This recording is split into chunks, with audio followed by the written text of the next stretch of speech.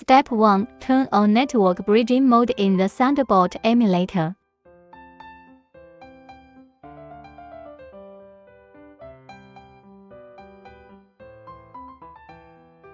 Step 2. Open POSTEM. Step 3. Select IP and port. Step 4. Click New Proxy.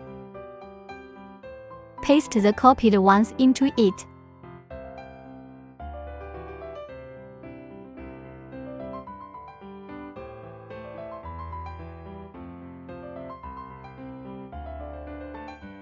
Click on Rules.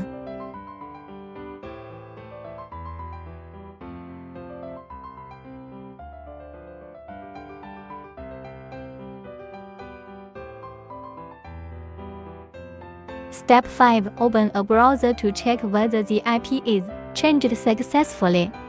So far, the IP of the emulator is set.